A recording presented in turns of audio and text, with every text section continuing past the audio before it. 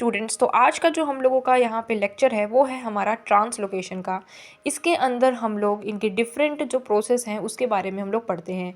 तो सबसे पहला जो इसमें प्रोसेस होता है वो है आपका फ्लोएम लोडिंग एट सोर्स। ठीक है, तो ये जो प्रोसेस है इसमें सबसे पहले हम ये चीज़ देखते हैं कि एक लीफ है। लीफ के अंदर हम लोगों के जो फोटोसिंथेसिस प्रोसेस होती है उससे ग्लूकोज का डेवलपमेंट होता है एंड देन ग्लूकोज जो है वो सुक्रोज में कन्वर्ट होता है। जैसे यहाँ पे है, ये सुक्रोज में कन्वर्ट होता है।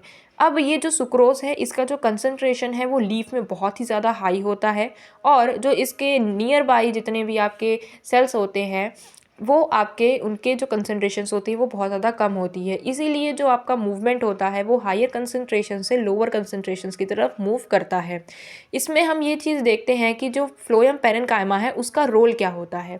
फ्लोएम पेरेन्काइमा जब आपका सिम्प्लास्टिक पाथवे होता है तो उसमें उसका मेजरली कोई रोल नहीं होता है, क्योंकि वो आपके प्लाज्मा डेस्माटा है उसके थ्रू वो ईजिली आपके मूव कर जाते हैं। लेकिन अगर हम बात कर रहे हैं एपोप्लास्ट की, जब हम एपोप्लास्ट में बात करते हैं तो वो आपके फ्लोएम जो पेरेन्काइमा है उनके जो सेल्स होते हैं वो हेल्प करते हैं कि वो सुक्रोज को एपोप्लास्टिकली आपके रीजन्स तक आपके पहुंचाते हैं और उसके बाद कंपेनियन सेल्स के पास उसे छोड़ देते हैं।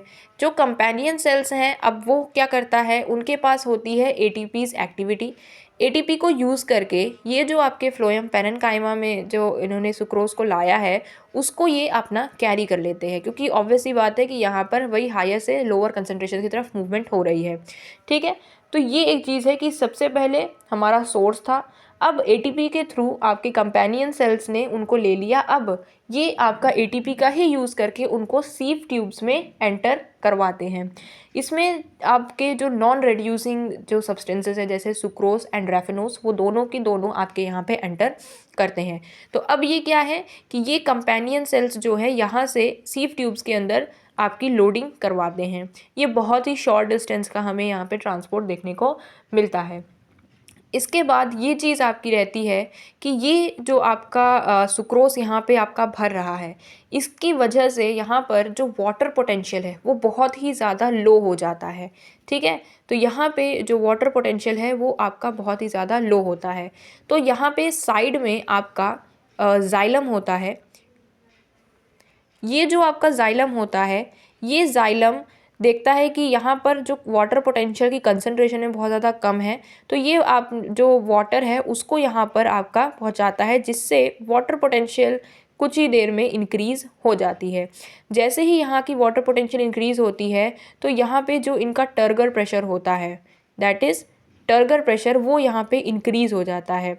तो जैसे ही टर्गर प्रेशर यहाँ पे हमारा इंक्रीज़ होता है तो हम लोगों का जो नीचे के सीव ट्यूब्स होते हैं वहाँ पे जो आपका वाटर पोटेंशियल है वो एकदम लो है। तो हमें ये चीज़ पता है कि जो वाटर है वो हमेशा हायर से लोअर कंसंट्रेशन की तरफ मूव करते हैं और अलॉन्ग विद दिस आपके सुक्रोज जो होते हैं वो भी आपके अदर जो सिंक वाला रीजन होता है जहाँ पे लोअर कंसंट्रेशन है वहाँ तक वो मूवमेंट करते हैं। तो ये एक इसमें प्रोसेस होती है जो कि इसमें हेल्प करती है। अब जैसे ही ये आपके सिंक तक पहुंच जाते हैं तो सिंक में क्या होता है कि सुक्रोज आपके एब्जॉर्ब कर लिए जाते हैं, स्टोर कर दिए जाते हैं, जिसके कारण ये होता है कि यहाँ का जो वाटर पोटेंशियल होता है वो बहुत ही ज़्यादा इंक्रीज़ हो जाता है। अब जब इसका वाटर पोटेंशियल बहुत ज़्यादा इंक्रीज़ हो जाता है तो ये क्या करता है कि ये वापस से अपना जाइलम में चला जाता है, क्योंकि वहाँ का उस समय वाटर पोटेंशियल यहाँ पे कम हो जाता है क्योंकि उसने अब्जॉर्ब कर लिया था।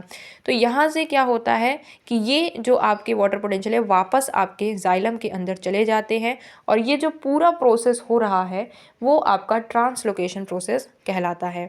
इसमें मेजरली जो आपका थ्योरी हम लोग जिस थ्योरी में पढ़ते हैं वो आपकी जो थ्योरी है दैट इज़ आपका मास फ्लो थ्योरी, या हम उसे प्रेशर फ्लो थ्योरी भी कहते हैं।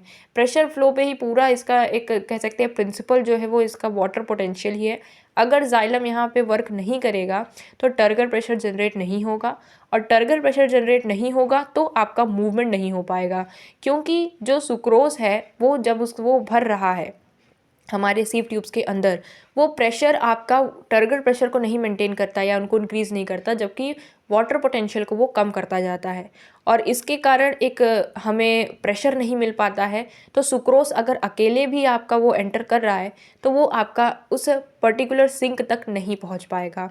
तो ये एक पूरा प्रोसेस है फ्लोएम का। So thank you for watching this lecture.